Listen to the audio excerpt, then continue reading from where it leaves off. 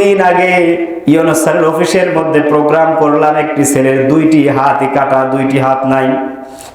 যুবক ছেলেটা সমাজসেবার গতকালকে সম্ভবত 2 তারিখে প্রোগ্রাম করলাম। সমাজসেবা অধিদপ্তরের পক্ষ থেকে আমাদের সকলকে, যারা অফিস প্রধান সকলকে ডেকে নিয়ে গিয়েছিল। মডেল মসজিদের ইমাম হিসেবে আপনাদের দোয়া, আল্লাহ পাকের মেহেরবানিতে আমারও যাওয়ার সুযোগ হয়েছিল। যাওয়ার পরে দেখলাম কিছু অসহায় দুস্থ মানুষ তারা এসেছে, তাদেরকে আলোচনার প্রতিপাদ্য তৈরি করে মিটিংটা সুন্দর করে কল করা হয়েছে। একজন যুবক ছেলেকে দেখলাম আমাদের বয়সী বা আমাদের চেয়ে কিছু ছোট হবে, ছেলেটি অনার্স পাস করেছে, 2 পা দিয়ে লেখে, হাত দিয়ে লিখতে পারে নাই। আপনারা খুশি হচ্ছেন না বেজার? খুশি হচ্ছেন তো? যুবকের কিন্তু পা দিয়ে লেখা, মনের মধ্যে অনেক কষ্ট। কথা বলেন ঠিক কিনা? বন্ধুরা আমার, ভাইরা আমার, আমি বাস্তবে যখন দেখলাম আমাকে বক্তৃতা দেওয়ার জন্য মাইক দেওয়া হলো, আল্লাহর মেহেরবানিতে আমি হাত দিয়ে মাইকের মাউথপিস ধরে কথা বললাম, কোরআনুল কারীম থেকে আলোচনা করলাম, তেলাওয়াত করলাম। কিন্তু পর্যায়ক্রমে যখন সেই যুবকের কাছে মাইকের মাউথপিসটা গেল, যুবক আর হাত বাড়াতে পারছে না, চোখ বেয়ে পানি চলে আসছে। আল্লাহ পাক রব্বুল আলামিন শিক্ষা দিলেন, ইলম দিলেন, জ্ঞান দিলেন, মর্যাদা দিলেন, কিন্তু মাত্র 2টি হাত দিলেন না। যুবক সবাই ধরতে পারে, যুবক ধরতে পারে না। ওই যুবক তো ওই সময় কষ্ট পেয়েছেন। আল্লাহ পাক রব্বুল আলামিন যখন বিবাহ করাবেন, কলিজার টুকরা সন্তান যখন কোল উজাড় করে আসবে, আপনি বলেন তো একজন পিতা সবচাইতে বড় অসহায় হয় নিজের কলিজার টুকরা সন্তানকে 2টি হাত দিয়ে না ধরতে পারলে? জোরে বলেন ঠিক কিনা? বন্ধুরা আমার, ভাইরা আমার, যাদের 2টি চোখ নাই তাদেরকে জিজ্ঞাসা করেন জীবনের সবচাইতে কষ্ট কোন দিন পেয়েছো? আল্লাহর বান্দা বলবে জন্ম থেকেই জন্মন্ত হয়েছিলাম, কিন্তু আমার বলে কোনো দুঃখ ছিল না। এরপরে আমি আমার নিজের শরীর কোনোদিন দেখি নাই, আমার স্ত্রীকে কোনোদিন দেখি নাই, মনে কষ্ট তেমন পাই নাই। আল্লাহ পাক আমাকে চোখ দেন নাই, শারীরিক সুস্থতা তো আল্লাহ পাক আমাকে দিয়েছেন, কিন্তু আমাকে চোখ দেন নাই। এটা ভেবেও আমি চুপচাপ ছিলাম। সবচাইতে কষ্ট লাগলো সেই দিন, যেদিন আমার নানি অথবা দাদি আমার কলিজার টুকরা সন্তানটা ভূমিষ্ঠ হওয়ার পরে আমার হাতের উপরে তুলে ধরে বলল, নাতি তাকিয়ে দেখো, আল্লাহ রব্বুল আলামিন তোমাকে সন্তান দিয়েছে। ওই দিন আমার চোখ বেয়ে পানি আসতেছিল। হুজুর, আমি বারবার আল্লাহ পাকের কাছে এই প্রশ্ন করতেছিলাম, আল্লাহ জীবনে এমন কি পাপ করেছিলাম, জীবনে কিছুই দেখতে পাই নাই, কোনো কষ্ট নাই, কিন্তু যে কলিজার টুকরা সন্তান আমার থেকে তুমি দান করলে, সেই কলিজার টুকরা সন্তানের চেহারাটা কিন্তু একবার আমি দেখতে পেলাম না। ডাক দিয়ে বলে, হুজুর সবচাইতে বড় কষ্ট ওই দিন লেগেছিল, সন্তানের চেহারা যেদিন দেখতে পাই নাই। জোরে বলেন ঠিক কিনা? আজকে আপনাকে চোখ আল্লাহ পাক দিয়েছেন, যে আল্লাহ পাক ইচ্ছা করলে জন্ম অন্ধ করে তৈরি করতে পারতেন। সেই আল্লাহর কোরআন দিয়ে আলোচনা হয়, আপনি বেহুশ, আপনি বাড়িতে চোখ বন্ধ করে কেমন করে ঘুমান? জোরে বলেন ঠিক কিনা? এই জোরে কথা বলেন ঠিক কিনা?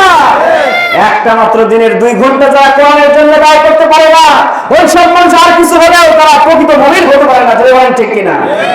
এসব কোরআনের আন্দোলনে ডাক দিলে আগেই পিছপা হয়ে চলে যাবে, কোনো সময় খুঁজেই পাওয়া যাবে না। এগুলো কোরআনুল কারীমের পক্ষে নয়, বিপক্ষে যারা কাজ করে, মুসলমানদের লেবাস ধরে টাটকা মুনাফিক ছাড়া কিচ্ছু নয়। জোরে বলেন ঠিক কিনা? সম্মানিত ভাইয়েরা, এতদিন আপনারা বিভিন্ন কথাবার্তা বলেছেন, কোরআনের মাহফিল হতে দিচ্ছে না, বিভিন্ন কিছু হয়েছে। এখন তো কোরআনের মাহফিলে কোনো বাধা নাই। কথা বলেন ঠিক কিনা? সচরাচর সারা বাংলার জমিনে কোরআনের মাহফিল হচ্ছে ব্যাপকভাবে, কোনো সমস্যা নাই। এরপরেও যারা বাড়ি থেকে বের হয়ে কোরআনের আলোচনায় আসতে পারে না, এই মানুষগুলোকে যদি জান্নাতের সামনে নিয়ে এসে দেওয়া হয়, এরা কোনোদিনও বাড়ি থেকে বের হবে না। এই লোকগুলোর ভিতরে মুনাফিক আছে। যারা বলেন ঠিক কিনা? সম্মানিত ভাইয়েরা, আপনারা কষ্ট পাচ্ছেন?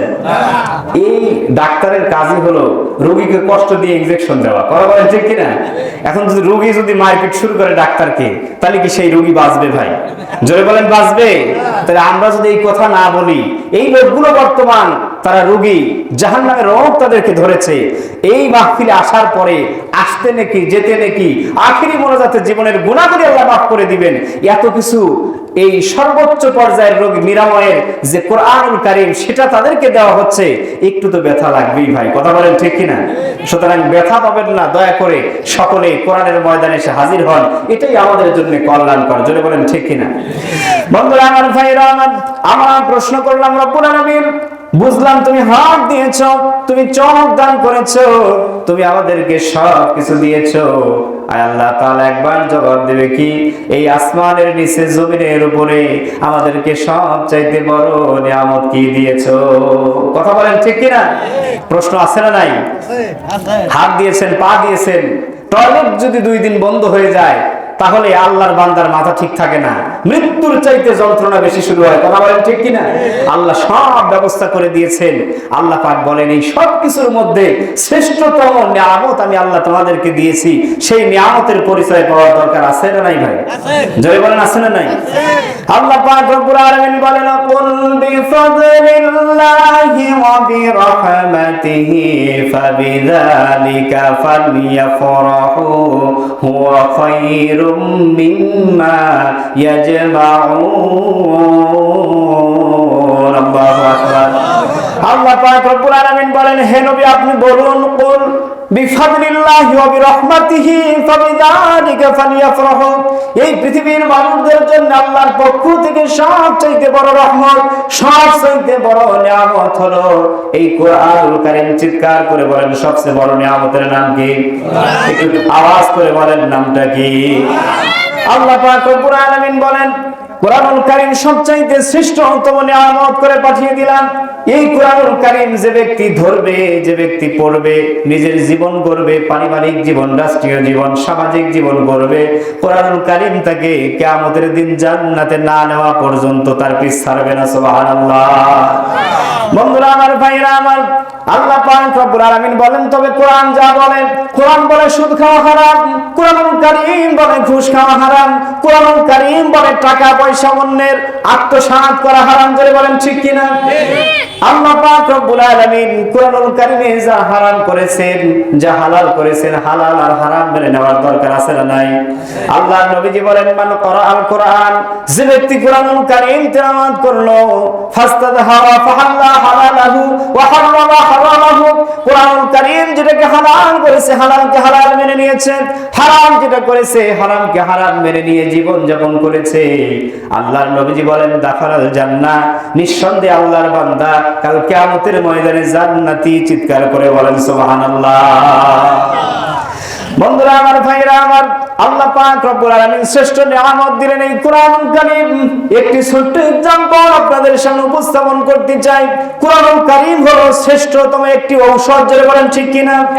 আল্লাহ পাক রব্বুল আলামিনের ভাষায় বলি ওয়া নুনাজ্জিলু মিনাল কুরআনি মা হুয়া শিফাউ ওয়া রাহমাতুল লিল মুমিনিন। আল্লাহু আকবার। আল্লাহ পাক রব্বুল আলামিন বলেন কোরআন সবচেয়ে শ্রেষ্ঠ নিয়ামতের মধ্যে অন্যতম কারণ হলো এই পৃথিবীর জগতে কোরআনুল কারীম শুধু একটি কিতাব নয়, কোরআনুল কারীম হলো মানুষের জন্য মহা ঔষধ। জোরে বলেন কোরআনের নাম কি? শিফা। জোরে বলেন কোরআনুল কারীমের নাম কি? শিফা। কোরআনুল কারীম যে ব্যক্তি নিয়ে নিল নিজের জীবন সাজানোর জন্য, ওই ব্যক্তিকে আল্লাহ জাহান্নামের রোগ থেকে মুক্তি দান করেন। জোরে বলেন সুবহানাল্লাহ। বন্ধুরা আমার, ভাইরা আমার, আপনার শরীরে জ্বর হয়েছে, নাপা ট্যাবলেট খাওয়ালে জ্বর সেরে যাবে, নাপা এক্সট্রা খাওয়ালে জ্বর সেরে যাবে, প্লাস খাওয়ালে জ্বর সেরে যাবে, যদি তাও না সারে ইনজেকশন দিলে, সাপোজিটরি দিলে জ্বর সেরে যাবে। বলেন ঠিক কিনা? দুনিয়ার জগতে ডাক্তার আছে, ওষুধ খাওয়াও আল্লাহর রাসূল সুন্নাহ করে দিয়েছেন। সুবহানাল্লাহ। বন্ধুরা আমার, ভাইরা আমার, শরীরের মধ্যে চর্মরোগ হয়েছে, ডাক্তার আছে, মলম আছে, দিলে পরে সেরে যাবে, কিন্তু অন্তরের মধ্যে রোগ হয়েছে, লোভের রোগ, অন্তরের মধ্যে রোগ হয়েছে, সুদ খাওয়ার রোগ, এরকম রোগ সমাজে আছে না নাই? আরো জোরে বলতে হবে আছে না নাই? কোরআনুল কারীম দেখলে পরে শরীর জ্বলে। কোরআনুল কারীমের তাফসীর মাহফিল বন্ধ করে দেওয়ার রোগ ছিল কি ছিল না ভাই? আরো জোরে বলতে হবে ছিল কি ছিল না? অন্তরের মধ্যে লোভের রোগ ধরছে। একজন আল্লাহওয়ালা ব্যক্তি সব সময় হজে যাওয়ার ক্ষেত্রে সবার আগে চুলও সাদা, দাড়িও সাদা, বাংলার জমিনের মানুষ তাকে দরবেশ বলে চিনত। লোকটার আমল নামা যখন বৈষম্য বিরোধী ছাত্র আন্দোলনের যুবকরা বের করলো, দেখা গেল বাংলার জমিনের যত ব্যাংক ডাকাতি, ব্যাংকের সম্পদ লুটপাট সব ওই ব্যক্তির কাজ। ধরে বলেন ঠিক কিনা? বোঝা গেল হজে যায় প্রত্যেক বছর নিজের গুনাহগুলি মাফ করানোর জন্য, কিন্তু অন্তরের মধ্যে লোভের রোগ কোনোদিনও কমে নাই। এজন্য ব্যাংকের হাজার হাজার কোটি কোটি টাকা আত্মসাৎ তিনি করেছেন। করার পরে যখন বাংলার জমিনের যুবকেরা ওই ব্যক্তির সমস্ত আমলনামা উন্মোচন করে দিলেন, লোকটাকে যখন ধরার জন্য মানুষ গেল, সাদা দাড়ির জায়গায় দাড়ি আর নাই, দাড়ি শেভ করা হয়ে গেছে। কথা বলেন ঠিক কিনা? এইবার পড়ানোর জন্য আল্লাহর বান্দা প্রস্তুত। জিজ্ঞাসা করা হলো, আপনাকে তো বাংলার জমিনের বুজুর্গ বলে মানুষ চিনত, কিন্তু আপনি এত সুন্দর সুন্দর দাড়ি, বিশ্ব নবীর সুন্নাহর উপরে আপনি হাত কেন মারলেন? লোকটা কিন্তু কম জানে না। বলল, হুজুর, এই যে দাড়ি রাখা সুন্নত না ওয়াজিব? বলো ওয়াজিব। বলে, জীবন বাঁচানো কি বলে ফরজ? আমি ফরজের জন্য ওয়াজিব কেটেছি, আমার কোনো গুনাহ নাই। জোরে বলেন নাউজুবিল্লাহ। কথা বলেন ঠিক কিনা? এবার মানুষের জীবন করতে 1 কোটি টাকাই যথেষ্ট। আপনার হাজার হাজার কোটি টাকার সম্পদ থাকার পরেও কোন লজ্জায় প্রত্যেক বছরে সবার আগে হজে গিয়েছেন, কিন্তু আপনি বাংলার জমিনের অসহায় মানুষদের টাকাগুলি আত্মসাৎ করে ভক্ষণ করে বিদেশে বাড়ি কামাতে চেয়েছিলেন।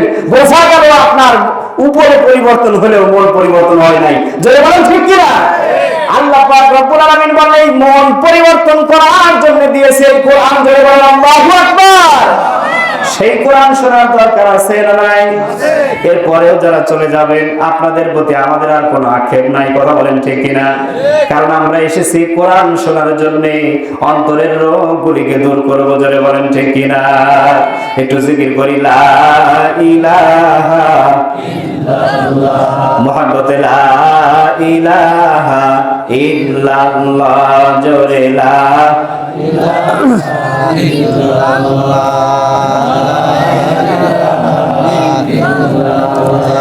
লা ইলাহা ইল্লাল্লাহু মুহাম্মাদুর রাসূল। দেন রহমত দেন। আল্লাহ বলেন, দরুদ শরীফ পাঠ করার অর্থ হলো আমি আল্লাহর পক্ষ থেকে রহমত প্রবাহিত করা। চিৎকার করে বলেন সুবহানাল্লাহ। আল্লাহ পাক রব্বুল আলামিন বলেন, শুধু আমি নয়, অসংখ্য অগণিত কোটি কোটি হাজার হাজার লক্ষ লক্ষ কোটি কোটি ফেরেশতারা আমার রয়েছে। সমস্ত রহমতের ফেরেশতাগুলি সকাল আর সন্ধ্যা, সন্ধ্যা থেকে সকাল, সর্ব অবস্থায় আমার নবীজির শানে দরুদ ও সালাম প্রেরণ করেন। জোরে জোরে বলেন সুবহানাল্লাহ। আল্লাহ পাক রব্বুল আলামিন বলেন, ইয়া আইয়ুহাল্লাযীনা আমানু সাল্লু আলাইহি ওয়া সাল্লিমু তাসলিমা। আল্লাহু আকবার। আল্লাহ পাক রব্বুল আলামিন বলেন, ও হে পৃথিবীর জগতে যারা ঈমানদার, আমেরিকার প্রেসিডেন্টকে বাদ দিয়ে দিয়েছেন, সেই ব্যক্তির ঈমান নাই। ইসরায়েলের প্রধানমন্ত্রীকে বাদ দিয়ে দিয়েছেন, ঈমান নাই। ভারতের প্রধানমন্ত্রীকেও বাদ দিয়ে দিয়েছেন, ঈমান নাই। আল্লাহ পাক রব্বুল আলামিন বলেন, সারা পৃথিবীর সব মানুষের প্রয়োজন নাই, গটি কয়েক ঈমানদার ব্যক্তি যারা, তাদেরকে লক্ষ্য করে বলছি, ও হে ঈমানদারেরা, আমার নবীর উপরে তোরা সালাম প্রেরণ কর। জোরে জোরে বলেন সুবহানাল্লাহ। বন্ধুরা আমার, ভাইরা আমার, আল্লাহ নবীজি বলেন, ও আমার উম্মতেরা, দোয়া করতে থাকবে, তোমার দোয়া আসমান পর্যন্ত যাবে না যতক্ষণ না নবীজির উপরে দরুদ ও সালাম করা। জোরে বলেন ঠিক কিনা? আল্লাহ নবীজি বলেন, আমি নবীর উপরে দরুদ ও সালাম পড়লে পরে আল্লাহ পাক তৎক্ষণাৎ তোমার উপরে 10টি রহমত নাযিল করেন। সুবহানাল্লাহ। তোমার 10টা গুনাহ আল্লাহ মাফ করে দেন, তোমার মর্তবা 10টা আল্লাহ পাক রব্বুল আলামিন বৃদ্ধি করে দেন। চিৎকার করে বলেন সুবহানাল্লাহ। আমরা বললাম, হুজুর এগুলো তো আমরা দেখি না, বাস্তবে কিছু কথা আপনি আমাদেরকে শোনান, যেই কথাগুলির কারণে নবীজির প্রতি মহব্বত বাড়বে, জানার দরকার আছে না নাই? আল্লাহ নবীজি দিনের দাওয়াত দিয়েছেন, 1 নয় 2 নয়, দীর্ঘ 23টি বছর পর্যন্ত। জোরে বলেন ঠিক না বেঠে? আল্লাহ নবীজির উপরে ওহী আসলো, সর্বপ্রথম ওহী এসেছে ইকরা, ও নবী তুমি পড়ো, কারণ পড়া সারা পৃথিবীতে আর কোনো গতি নাই। কথা বলেন ঠিক কিনা? পড়তে হবে, জানতে হবে। এরপর আল্লাহ রাসূল যখন একটু অসুস্থ বোধ করলেন, আল্লাহ পাকের পক্ষ থেকে আসলো, ইয়া আইয়ুহাল মুদাসসির, হে কম্বলওয়ালা, কুম ফানজির, তুমি উঠে পড়ো। রব্বাকা ফাকাব্বির, তোমার রবের বরত্ব সারা বিশ্বময় তুমি প্রচার করতে থাকো, প্রকাশ করতে থাকো। জোরে বলেন ঠিক কি না? ওই যে আল্লাহর নবী উঠেছেন, মৃত্যুর আগ পর্যন্ত আল্লাহর রাসূল দৌড় দিয়ে গিয়েছেন, সামনের দিকে এগিয়েছেন। জোরে বলেন ঠিক কি না? বন্ধুরা আমার, ভাইয়েরা আমার, এই পৃথিবীতে সবচাইতে বেশি কষ্টের শিকার হয়েছেন মুহাম্মদুর রাসূলুল্লাহ সাল্লাল্লাহু আলাইহি সাল্লাম। এই দুনিয়ার জগতে একজন সন্তান যদি জন্মগ্রহণের 6 মাস পূর্বে পিতা হারায়, ওর চাইতে এতিম মানুষ আর পৃথিবীর জগতে আছে নাকি? জোরে বলেন আছে নাকি? মাত্র 6টি বছর বয়স হয়েছে, সন্তান কিছু কিছু বোঝা অনুভব করেছে, আব্বা নাই। সন্তান খেলতে যায়, সবার আব্বা এসে কোলে নেয়, চুমু দেয়। আল্লাহর নবীজি, ছোট্ট নবী, মায়ের নবী, বসে বসে হাউমাউ করে কাঁদতেছেন, আরে আমার আব্বা নাই, আমাকে কোলে নেওয়ার মতো কেউ নাই। কথা বলেন ঠিক কিনা? আল্লাহর নবীজিকে আবু জাহেল একদিন করে নিয়েছিল, কান্দে করে আবু জাহেল বাড়িতে নিয়ে এসে দিয়ে গিয়েছিল। আল্লাহর নবীজি দিনের দাওয়াত দিতে বারবার আবু জাহেলের বাড়িতে যান। হযরত আবু বকর জিজ্ঞাসা করেন, ইয়া রাসূলুল্লাহ, ইয়া হাবিবাল্লাহ, এই আবু জাহেল আপনাকে কত কষ্ট দিল, কত কথা বলল, কিন্তু আপনি তারপরেও কেন, কোন শরমে, কোন লজ্জায় আবু জাহেলের বাড়িতে যান? আল্লাহর নবীজি ডাক দিয়ে বললেন, আবু জাহেল রে, আবু বকর রে, এই যে আমার তো আবু জাহেল, ছোট্টবেলায় একদিন আমি খেলার মাঠে পিতাকে না পেয়ে বসেছিলাম, আমার এই চাচা জান আমাকে দেখে আমাকে কোলে তুলে নিয়েছিলেন, কাঁধে করে বাড়িতে নিয়ে এসেছিলেন। আমি মুহাম্মদুর রাসূলুল্লাহ সেই দিন নবী ছিলাম না, ওই দিন ছোট্ট বাচ্চা মুহাম্মদ হাউমাউ করে কাঁদতেছিলাম, আমার আব্বা নাই, কেউ আমাকে আদর করার নাই। আবু জাহেল সেই দিন আমাকে করে নিয়েছিল আর বলেছিল, তোর আব্বার অভাব পূরণ করতে পারবো না, আমি চাচা, তুই পিতার মতো মনে করে আমার কাঁধে চড়ে বাড়িতে যাবি। জোরে বলেন সুবহানাল্লাহ। আবু বকরকে ডাক দিয়ে বললেন, আবু বকর, ওই যে একদিন আমার চাচা আমাকে আদর করে কোলে তুলে নিয়েছিল, ওই দিনের ঋণ শোধ করতে গিয়ে বারবার আবু জাহেলের দরজায় গিয়েছি। আমার চাচা যতই কষ্ট দেখ না কেন, আমি মুহাম্মদ সাল্লাল্লাহু আলাইহি সাল্লাম চাই আমার চাচা যেন জান্নাতি হয়। জোরে বলেন সুবহানাল্লাহ। বন্ধুরা আমার, ভাইরা আমার, আল্লাহর নবীজি যখন একটু বোঝা শিখলেন, মা জননী দুনিয়ার জগৎ থেকে চলে গেল। এরপরে সামান্য সময় পেলেন দাদার কাছে। 2 বছর পরে 8 বছর বয়সে দাদাও চলে গেল।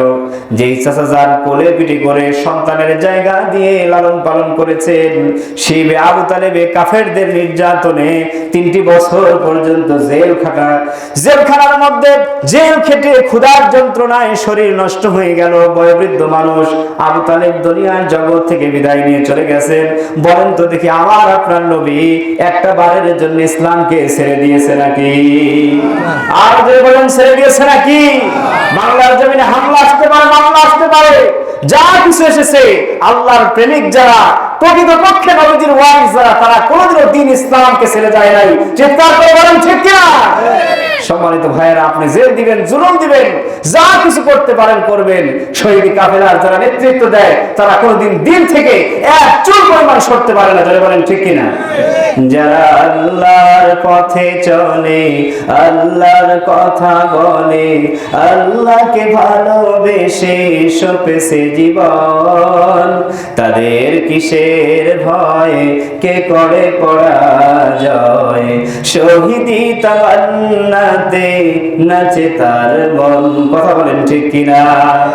হাসনা হেরার গানে ভোলে না হৃদয় তার, কালেমার মেশক মাখা হৃদয় রয়েছে যার। জোরে বলেন ঠিক কিনা? হাসনা হেরার ঘানে ভোলে না হৃদয় তার, কালেমার মেশক মাখা হৃদয় রয়েছে যার, মৃত্যুর মুখোমুখি দাঁড়িয়েও তারা সুখী, এসো আজ তাদের দলে যারা আল্লাহর পথে চলে, আল্লাহর কথা বলে, আল্লাহকে ভালোবেসে সপেছে জীবন, তাদের কিসের ভয়, কে করে পরাজয়, শহীদি তামান্নাতে নাচে তার মন। লিল্লাহি তাকবীর, নারায়ে তাকবীর। বন্ধুরা আমার, ভাইরা আমার, আল্লাহ নবীজি শত কষ্টের পরে আল্লাহ পাককে ভুলে যান নাই, দ্বীন ইসলামকে ভুলে যান নাই। নবীজির সহধর্মিণী খাদিজাতুল কুবরা কবরের জমিনে চলে গেছেন। আল্লাহর নবীজি এত ভারাক্রান্ত হৃদয় নিয়ে ইসলামের দাওয়াত দিয়েছেন, এক চুল পরিমাণ পিছপা হয় নাই। জোরে বলেন ঠিক কিনা? বরং যখন এই 3টি বছর পরিশ্রম করার পরে, কষ্ট করার পরে স্ত্রী এবং প্রিয় চাচাজানকে হারালেন, আল্লাহ রাসূল থেমে থাকেন নাই। ছোট্ট মেয়ে ফাতেমা রয়েছে, মেয়েদের দিকে তাকালেন না। পালিত পুত্র যায়েদকে ডেকে বললেন, যায়েদ রে, দ্বীনের দাওয়াত দিতে হবে। মক্কার মানুষেরা আমাকে বোঝে নাই কি হয়েছে, চলো যাই আমার সেই ছোট্টবেলার স্মৃতি পূর্ণ তায়েফের দিকে। কথা বলেন ঠিক কিনা? তায়েফের জমিনে আল্লাহর নবী রওনা হয়েছেন। আপনি মিলাবেন আজকে যেই নবীজির জীবনী থেকে আপনাদেরকে বলছি, বাংলার জমিনেও কিছু নবীওয়ালা, নবী প্রেমিক, নবীজির ওয়ারিস দুনিয়ার জগৎ থেকে জীবন দিয়েছে, ইসলাম থেকে এক চুল পরিমাণ সরে নাই। জোরে বলেন ঠিক কিনা? কার জীবনের সঙ্গে বিশ্ব নবীজির জীবন মেলে, ওই ব্যক্তিরা প্রকৃত পক্ষে আল্লাহর নবীজির ওয়ারিস। জোরে বলেন ঠিক কিনা? বন্ধুরা আমার, ভাইরা আমার, নবীজি চলে গেলেন তায়েফের জমিনে ছুটে যাওয়ার পরে তায়েফের মানুষগুলি তার সঙ্গে আরো মমতা করেছে।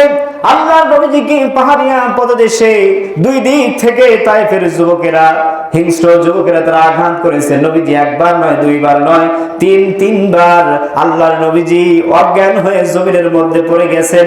তায়েফের পশুগুলি তাকে ছাড়ে নাই। জোরে বলেন ঠিক কিনা? আল্লাহর নবী যখন একবার অজ্ঞান হয়ে পড়ে গেলেন, শরীরের রক্ত দিয়ে পায়ের জুতা পর্যন্ত আটকে যাচ্ছে, খোলা যাচ্ছে না। হযরত যায়েদ অজ্ঞান হয়ে পড়ে গেছেন। এইভাবে একবার নয়, দুইবার নয়, তিনবার যখন আল্লাহর নবী বেহুশ হয়ে পড়ে যেতেছেন, তায়েফের সেই দুষ্ট ছেলেগুলি আবার সুস্থ করে, আবার নবীজি অজ্ঞান হয়ে পড়ে যায়। আবার যখন সুস্থ হয়, তারা আবার নবীজির উপরে আক্রমণ করে, পাথর দিয়ে ঢেল নিক্ষেপ করে। হযরত জিবরাইল সাল্লাল্লাহু সঙ্গে সঙ্গে নবীজির কাছে এসে হাজির। ইয়া রাসূলুল্লাহ, ইয়া হাবিবাল্লাহ, আমার শরীরের মধ্যে কাঁপতেছে, আরশ বহনকারী সমস্ত ফেরেশতারা তারা কাঁপতেছে।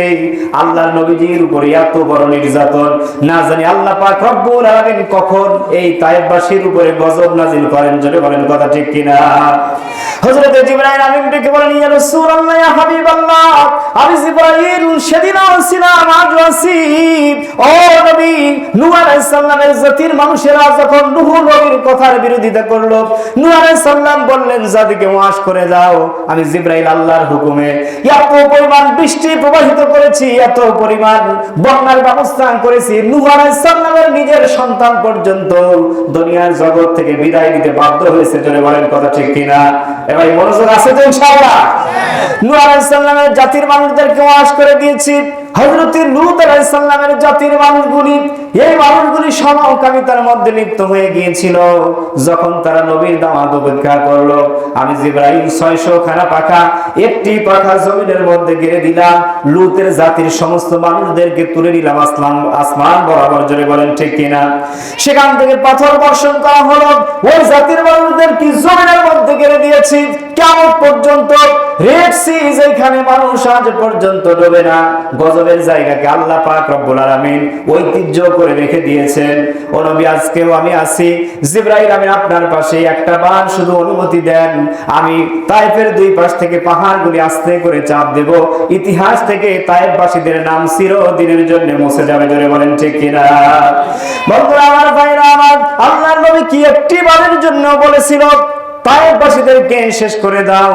একটি বারের জন্য আল্লাহর নবী বলেন নাই, অথচ উল্টা দিকে আল্লাহর নবী বললেন, তায়েফবাসীদেরকে যদি ধ্বংস করে দাও, তাহলে জিবরাইল, আমি দ্বীনের দাওয়াত কোন মানুষের কাছে পৌঁছাবো? জোরে জোরে বলেন সুবহানাল্লাহ।